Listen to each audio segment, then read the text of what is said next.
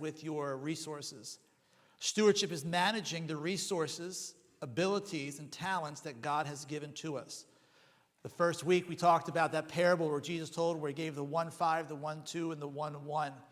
You may be that 1 talent believer, but God still wants you to do something with that 1 talent. And I think, I don't know if I said this or not, I probably have. Again, this is a kind of a review. But even that one that had 1 was still expected to do something with it. Now, he was not expected to do what the 5-talent man received. And he wasn't expected to do something that the 2-talent man received. But the master did expect him to do something with the 1 talent that he was given. So you may be here today and say, Pastor, I'm a 1-talent Christian. First of all, welcome to the club, okay? We're taking members, okay? But God still wants us to do something with that 1 talent. Don't say, well, my 1 talent that I have is not as important as the one that had 5. No, it is important and it is valuable. Stewardship is being responsible in all the areas of my life. Stewardship, here's my favorite thing to talk about with this month, is about giving. Stewardship is about giving. Now, automatically, your mind probably went to money because that's the way we think, okay? But stewardship is all about giving. Not just your money, not just your tithe, but as we heard earlier this morning, our talents, our time, and our treasures. All of that is involved, I believe, in the umbrella or the area of stewardship. You ever do this? You ever go away for a week or so and you let somebody borrow your car? Or you just let somebody borrow your car in general? First of all, it's not a really good thing to do, but that's just me, okay? The other day, I went into our car, and I found 7 or 8 sippy cups and bags of chips and this, that, whatever. So I took it to the car cleaner over in Marlton on 70, and it took me an hour to vacuum and clean and wash. But you ever give somebody your car, and you get it back, and they got their sippy cups in the front seat, and bags of chips, and clothes, and the gas is all empty. And you're like, man, what are they doing? Sometimes I think that's how God looks at what we're doing with our time, our talents, and our treasures. He said, I gave them that. What are they doing with their time? What are they doing with their talents? What are they doing with their treasures? So let me encourage us believers today to be wise stewards of what we have. Be wise stewards of what we've been given. We've been given our time. We've been given our talents and our treasures. We talked about our time last week. I did not bring my wallet today because I forgot it. So just use your imagination. And so my brother was preaching last Sunday, and he said, man, that wallet's thick. And then I went home and looked at my wallet, and I said, I know why it's thick. I had like $3 of quarters there in my wallet for some reason. I don't know why it was there, but I don't have a thick wallet, okay? I'm a married man. I don't carry cash, okay? But we want to be wise stewards with what God has given to us. We want to be wise investors. If we were to have an investor come in on a Tuesday night and say, hey, we're going to teach you how to get the most out of your money, you would listen, we would be involved, we would practice it. Yet God gives us a way to have the best life possible, not just in eternity, but also here on earth today. So let's make sure we're following what he has laid out for us to do. Look at 2 Corinthians chapter 9, look at verse number 6. 2 Corinthians chapter 9, verse number 6. But this I say, he which soweth sparingly shall reap also sparingly, and he which soweth bountifully shall reap also bountifully. There's a biblical principle in the scriptures called sowing and reaping. Sowing and reaping. And there's 3 principles or laws to what sowing and reaping is. The first principle or law of sowing and reaping is you reap what you sow. You reap what you sow. On Friday, Finn had a field trip up to Hellerix, is that how you pronounce it? Hellerix Farm up near Doylestown. And so we went up there for his field trip, and I am not a farmer. I am not a planter. I am not a grower. So I was out of my element, okay? The farther away I get from the city, the more heebie-jeebie I get, okay? I like being in the city. I like being with the traffic. I like being in the buildings. I like the hustle and the bustle. So we were out there right near Doylestown, and I was okay. But the longer I was there, I get heebie-jeebies if I'm in the country too long. And we're out there, and Finn is just talking and sharing about all these things about plants. And I'm looking at my son, I'm like, how do you know all these things about plants and gardening and growing? My wife looks at me, she says, face it, you have a country boy in the house. And I'm like, no, please no, okay? That's me. But I do know some things about planting. I know this morning that if I plant apple seeds and I water it and I till it and I take care of it, I know I'm going to get apples. If I plant any seed, cherry, watermelon, peaches, whatever, I'm going to get what I plant. What I sow is what I will reap. Galatians chapter 6, verse 7 says this, be not deceived, God is not mocked. For whatsoever a man soweth, that shall he also reap. For he that soweth to the flesh shall of the flesh reap corruption, but he that soweth to the Spirit shall of the Spirit reap life everlasting. What I sow is what I will reap. If I plant pumpkin seeds, I'm going to get pumpkins. Apple seeds to apples. So in that verse right there in Galatians chapter 6, verse 7 and 8, I can either sow to the flesh and reap corruption, or I can reap to the Spirit and reap life everlasting. If I reap to the flesh and I don't use my time, my talents, my treasures wisely, I'm stubborn, I'm selfish, or maybe I'm just scared. But if I reap to the Spirit, I'm reaping to the things that are eternal. Psalms 125 verse 5 says this, they that sow in tears shall reap in joy. They shall reap in joy. He that goeth forth weeping, bearing precious seed, shall doubtless come again with rejoicing, bringing his sheaves with him. So not only will I reap what I sow, I will also reap later than I sow. Okay? If I go out and plant pumpkin seeds this afternoon to wake up tomorrow morning and think I'm going to gather a whole, I don't even know what the term is, field of pumpkins, that's crazy. Sowing and reaping takes time. It takes months and months and months. I believe in Hawaii they would grow pineapples. And that takes about a year or so to grow a pineapple. I don't have patience for something to last a year, to check it every day and make sure I'm doing it right. But I reap later than I sow.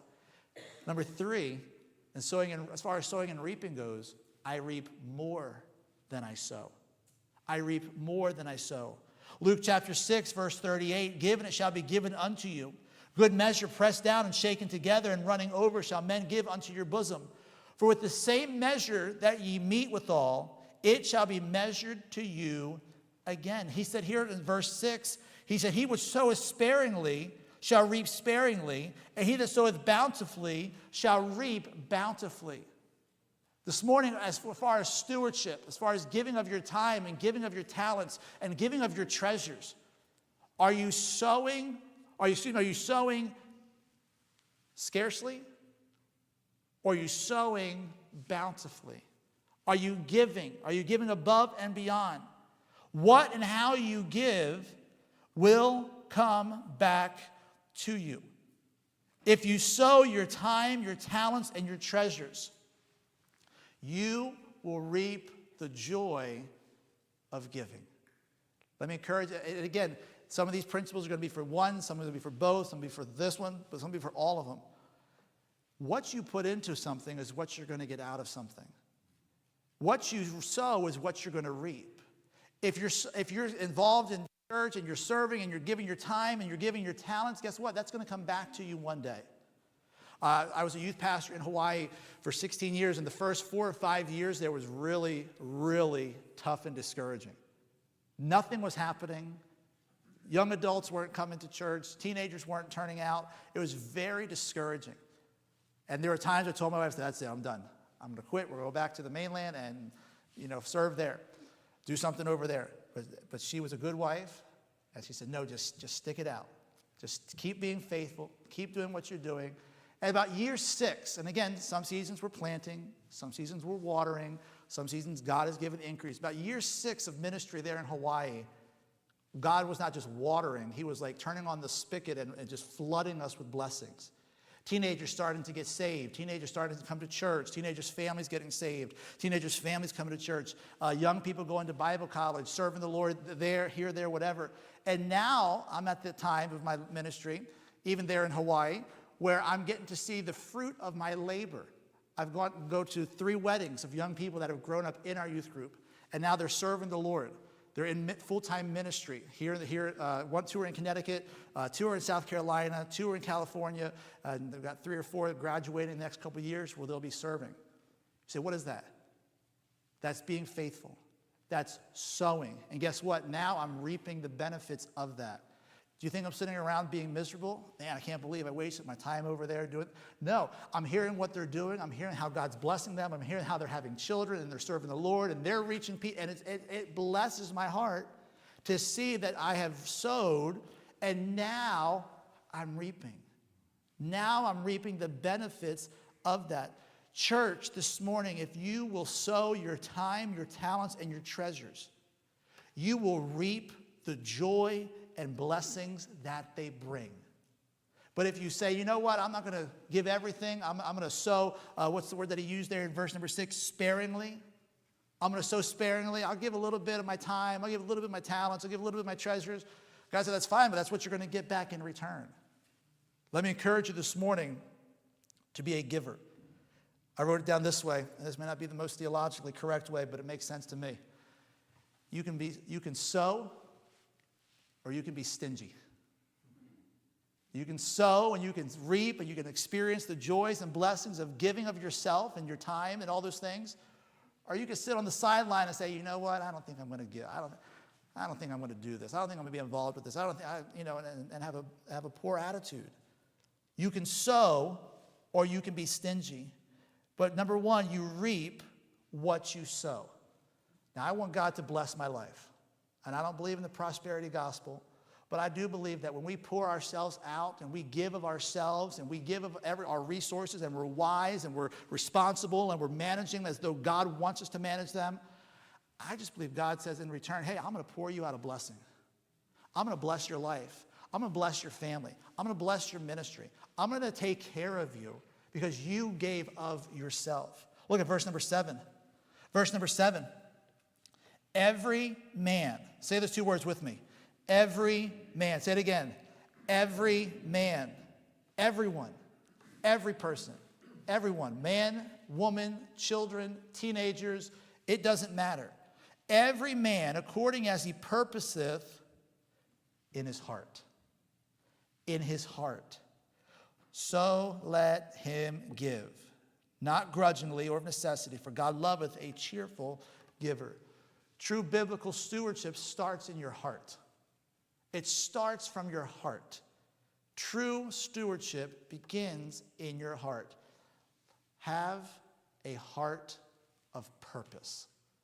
Have a heart of purpose. But Daniel purposed in his heart. Luke chapter 12, verse 34.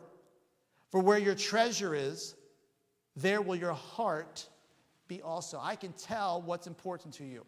And you can probably tell what's important to me. I can take a look at your checkbook. I can take a look at your travel logs. I can take a look at your social media accounts. I can take a look at your Amazon order forms. And I can tell what's important. And you can do the same thing for me. You can go to my phone and you can say, man, he loves sports. He's in fantasy football leagues. He's in fantasy baseball leagues. He watches the Phillies. He watches the Eagles. He cheers for the Sixers. Not much into hockey, but that's okay. Okay, but I'll get back into hockey once I get around to the Flyers a little bit more. But we can tell what's important to us. You can come to my office today and say, hey, these are the books. These are the things. This is what's important to him. For where your treasure is, there will your heart be also. Turn over to, hold your place here in 2 Corinthians. Go to Exodus chapter 35. Exodus chapter 35. Exodus chapter 35. I want to have a heart for the Lord that makes me go out of my comfort zone, that makes me get out of even to where we step on faith, Exodus chapter 35, and we stand and we believe that God can. But it starts from your heart. Again, I said a couple weeks ago when it comes to giving, if you feel pressured to give to the offering, don't give. Yes, even in a Baptist church, from a Baptist pastor, you hear don't give if you feel pressured. Why? Because giving ought to come from your heart. Giving ought to come out of your love to the Lord. Giving ought to come from an abundance of the blessings and grace and mercy of God, that it just flows out of me. All obedience starts in our hearts. Everything in the Christian life boils down to obedience.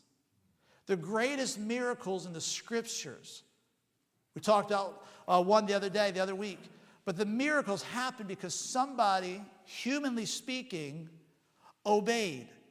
Everything in the Christian life boils down to obedience. Well, why did I get baptized? Because I obey. Why do I come to church? Because I obey. Obedience is the heartbeat of the Christian walk. Romans 6:17, but God be thanked that ye were the servants of sin, but ye have obeyed from the heart the form of doctrine which was delivered unto you. Ephesians 6:6, not with eye service as men pleasers, but as the servants of Christ, doing the will of God from the heart. Stewardship is a matter of our heart. Again, if my treasure is where my heart is, if my heart is where my treasure is, then it's very easy to tell what's important to me. Exodus chapter 35, I want you to look at some of the wording that's used in the situation that happens. Basically, what they're doing is they're collecting an offering to help with the tabernacle, to build it. Look at verse 20, Exodus 35:20. And what's that next word? And all. In Corinthians, every man. And all the congregation of the children of Israel departed from the presence of Moses. So Moses gets the word from God. Moses takes the word from God and gives it to the people. And now it's time for the people to respond to what God has told Moses. Verse 21, and they came, everyone whose heart stirred him up, and everyone whom his spirit made willing. This morning, let me ask you a question. Do you have a willing spirit? Do you have a willing heart? Are you willing to be used by God? And they brought the Lord's offering to the work of the tabernacle of the congregation, and for all his service and for the holy garments. And they came, both men and women, as many as were willing-hearted, and brought bracelets and earrings and rings and tablets, all jewels of gold, and every man that offered an offering of gold unto the Lord. And every man with whom was found blue and purple and scarlet and fine linen, and goats' hairs and skins of rams and badger skins brought them. Verse 24, every one that did offer an offering of silver and brass brought the Lord's offering. And every man with whom was found shittim wood for any work of the service brought it. And even the women got involved. You know it's good when the women get involved. When the women say, hey, we're going to jump in too, and we're going to be helpers too, we're going to be servants too, that's a good thing. Serving the Lord, being a steward, is not just for a select group of people. It's just not for the men. Men is not just for the ladies. Church is not just for the pastor. Stewardship, giving of my time, my talents, and my treasures is for all believers and all Christians to be involved with. Verse 25, and all the women that were wise-hearted did spin with their hands, and brought that which had spun, both purple and of blue, and of purple, and of scarlet, and of fine linen. And all the women whose hearts stirred them up in wisdom spun goats' hairs. And the rulers brought onyx stones and stones to be set for the ephod and for the breastplate, and spice and oil for the light, and for the anointing oil, and for the sweet incense.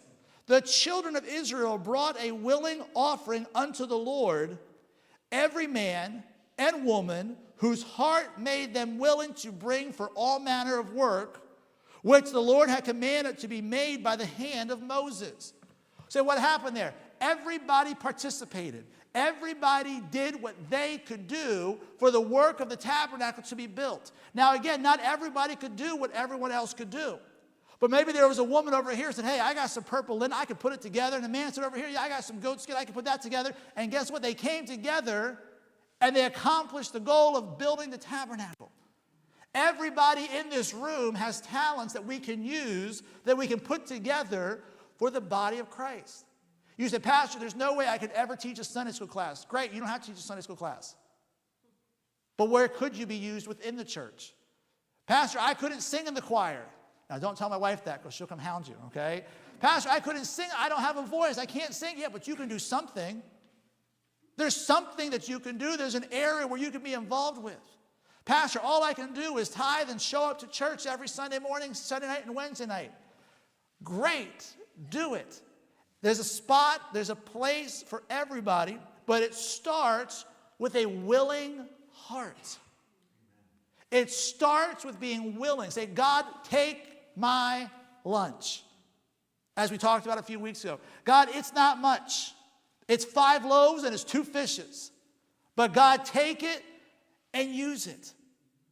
Again, verse 21, 22 to 23, everyone whose hearts were stirred up. It began with a willing heart. Every person got involved with something. There was something that they did. Christianity is not a spectator sport. It's something to be involved with. Get off the sideline and say, hey, where can I be used? What can I do? Where can my talents go? Again, we said this on Sunday or Wednesday night. We'll say it again tonight. So it must be a theme that's recurring. Christianity is not just about academic stuff. It's not having a bunch of facts and figures up here in our head. It's having it in our heart and living it out with our life and being purposeful and being passionate about what we're supposed to be doing. Our faith needs to be put into action. Action. Let's do something. Let's build, let's move, let's grow, let's do something. Watch this. Somebody can't do everything, but everybody can do something. Let me say that again. Somebody can't do everything, but everybody can do something. Everybody can do something. Everybody can do something. Everybody can, hey, here's something I can't make the donations. I can't make the drops to the fire, the police, the EMS. I can't do that, but hey, I can donate something. Hey, I don't have money to donate something, but I got a smiling face and a pleasant disposition. I think I can go pray with some of the policemen and firemen and invite them to come out. Everybody can do something. You can do something. Find your place of service. Find your area and jump in and get involved and strengthen the church. We talked about giving financially a few weeks ago. And again, I just want to be very clear on this. God does not want your money. We do, but God, no, I'm just kidding, okay? God does not want your money. He doesn't. You know what he wants? You. He wants you. And he wants all of you. And he wants all of your heart. And he wants all of your life. And he wants all of your time. If God has our hearts, he has everything he needs to use us for his glory. Here's our problem is, and it's my problem, and it's your problem, and it's our problem. I hold back on God. I say, God, I'll give you some of it, but God, I won't give you all of it. God, I'll give you some of my time. I'll show up to church Sunday morning, or I'll show up to church Sunday night or Wednesday night, but God, the rest of the time is mine. God, I'll give some of my talents. I'll do this or I'll do that. God, I don't want some. I want all of it. I want all of it. Because if God has our hearts, everything else is easy to give. The battle is over the heart. Can I say this? You are more valuable to God than any tithe or offering you could ever give. You are more valuable to God than any money you could put into the offering plate. True stewardship comes from a heart of love. Go back to 2 Corinthians. Hopefully you held your place there. Or you got a tablet or phone, okay? Back to 2 Corinthians. Look at go back to one chapter, to chapter 8, verse 8. True stewardship comes from a heart of love.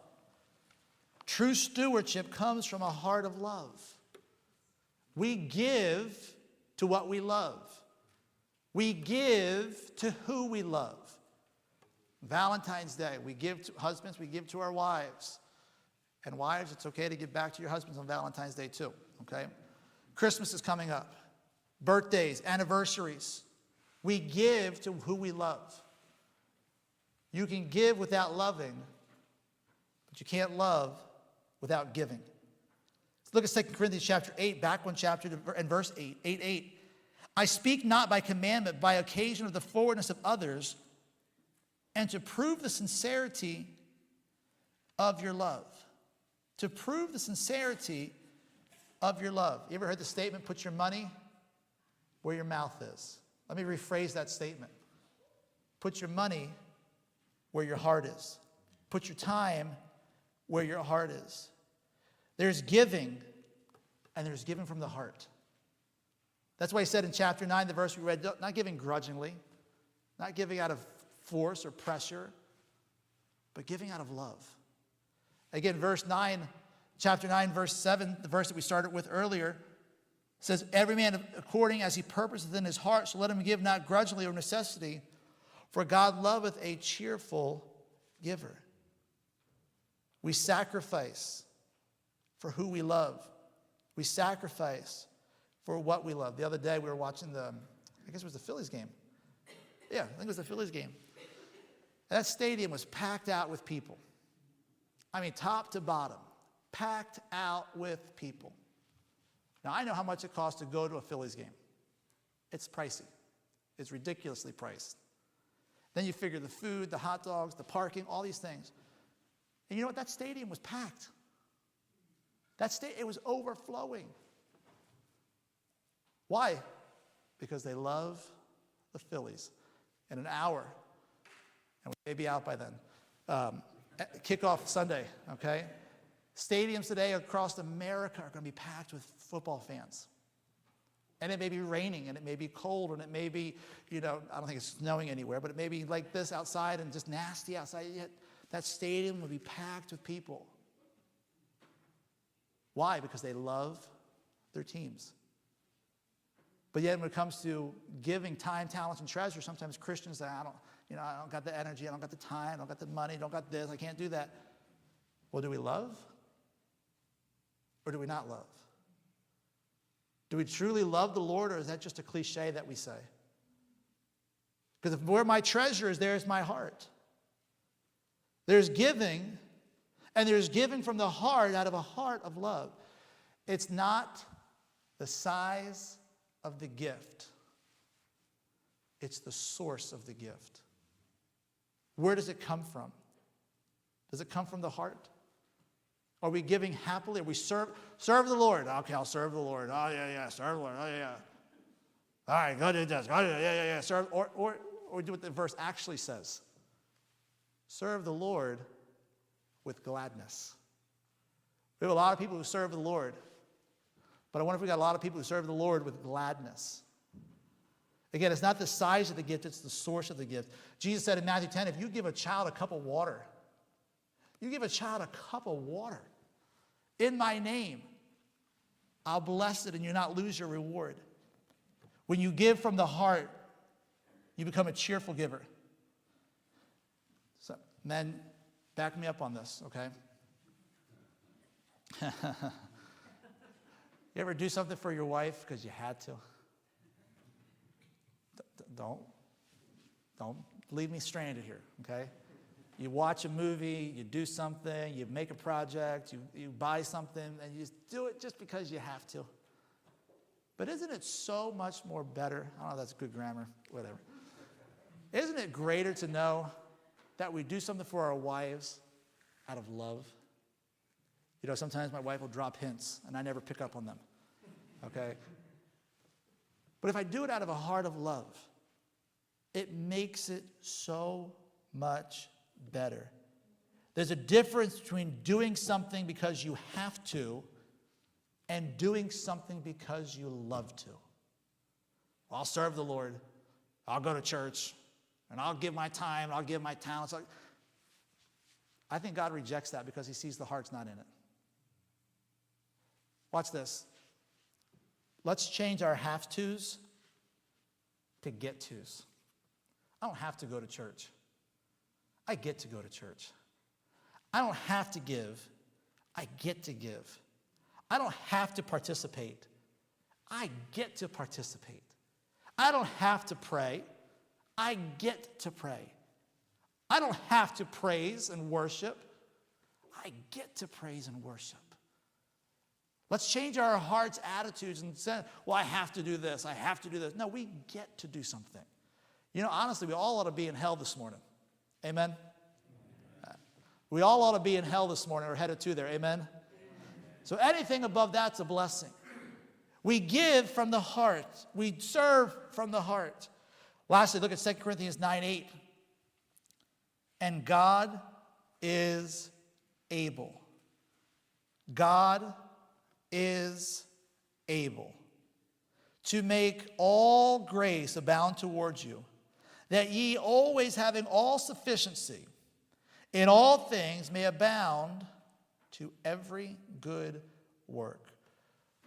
When you give, when you say, I'm going to be a steward, I'm a wise steward, a good steward, and you give of yourself, and you give of your resources, and you give of what you have, you experience the abundance of God's grace.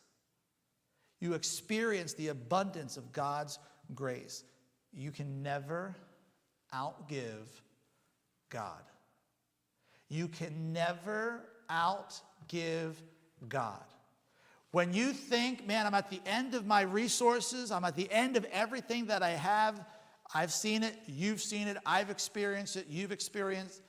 God just supplies that over and over again. You think of the woman there with Elijah, and that oil never ran out, and she was able to do what she needed to do. You can never outgive God. God is able. He's able. When you surrender and yield to what the Lord asks you to do, be ready to experience the abundance of God's grace. When you think you can't do or give anything more, God's grace is sufficient. Go back to chapter 8. Look at verse number 1. You say, Pastor, I am limited. I have a limited income. I have a limited resources. I have limited time. I'm working. I got this. I got that. I got family. I have all these things. Believe me, I understand and I get it. But when you give and you give, God gives back in return. You can never outgive God. When you think you can't, or you think you can't do, or you think you can't give anything or anything else, God's grace is sufficient. Look at chapter 8, look at verse 1. Moreover, brethren, we do you to wit of the grace of God bestowed upon the churches of Macedonia, how that in a great trial of affliction, the abundance of their joy and their deep poverty abounded unto the riches of their liberality. For to their power I bear record, yea, and beyond their power they were willing of themselves, praying us with much entreaty that we would receive the gift and take upon us the fellowship of the ministering to this. This church just gave and gave and gave and gave, and they did and they accomplished. And Paul was impressed by their giving, and God was impressed by their giving so much that he gave them grace. Let me ask you a couple questions real quickly. When's the last time any of us have sacrificed anything for God? When's the last time we sacrificed something for God? I'm not talking about being faithful in our tithes and our offerings.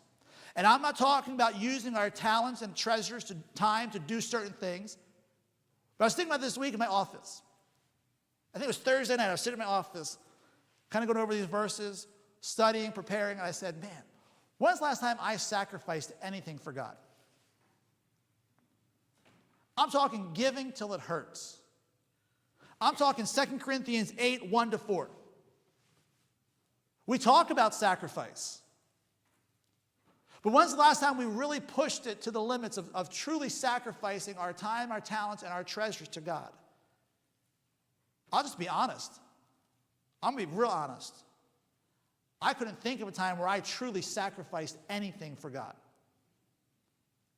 To the point where God, if you don't fill in the blank, we're done. We're in trouble.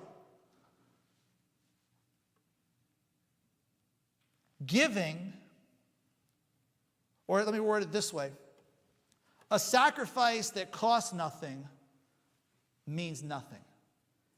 David, at the end of his life, he was performing, he goes to the man and he said, I want to buy this. And the man says to him, hey, I'll just give it to you.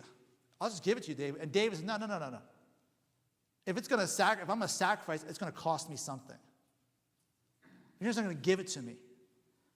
I want to sacrifice. I want to give something. A lot of times we think of people who sacrifice, and I think that this is my own personal opinion. I think of missionaries. I think leaving your home and your family, your friends, your language, your culture, your custom, and going to another part of the world where you have to learn entirely new everything. One of the greatest missionaries, I think, in the history of missions is David Livingstone. And David Livingstone was a missionary to Africa. And he gave his life to the people of Africa. And he reached thousands and thousands and thousands of them. In fact, he loved the people of Africa and was so into the people of Africa that when he died, they took his heart out and they buried it in a tree there in Africa. And they took his body up to England and buried it in England. Listen to what David Livingstone said about sacrifice. He said this, "For my own part, I have never ceased to rejoice that God has appointed me to such an office. People talk of the sacrifice I have made in spending so much of my life in Africa. Is that a sacrifice which brings its own blessed reward in healthful activity, the consciousness of doing good, peace of mind, and a bright hope of a glorious destiny hereafter? Away with the word sacrifice. Say rather it is a privilege. Anxiety, sickness, suffering, or danger now and then, with the foregoing of the common conveniences and charities of this life, may make us pause and cause the spirit to waver and the soul to sink. Let this only be for a moment. All these are nothing when compared with the glory which shall be revealed in and for us. I have never made a sacrifice." And that was the man who gave his life to the African people. At the end of his life, he said, I never made a sacrifice. When's the last time we sacrificed something? Now, we're Western American Christians, so we think a sacrifice is coming back on Sunday nights. And you know I'm telling the truth. And we're really sacrificing if we come back on Wednesday nights. When's the last time we truly sacrificed something? When's the last time we sacrificed our time? Gave of our time so much to the kingdom, to the ministry, to the Lord that it's hard for me to get anything else done. When's the last time we sacrificed our treasures, our talents? We talk of sacrifice, but I wonder how many of us have ever truly sacrificed anything. Again, we read about this church here in 2 Corinthians 8 and 9, and they literally gave until it hurt. They gave until it hurt. Go back to chapter 9, verse 9. When you give, you experience the grace of God. Why? Because you empty yourself of you empty yourself of everything you have.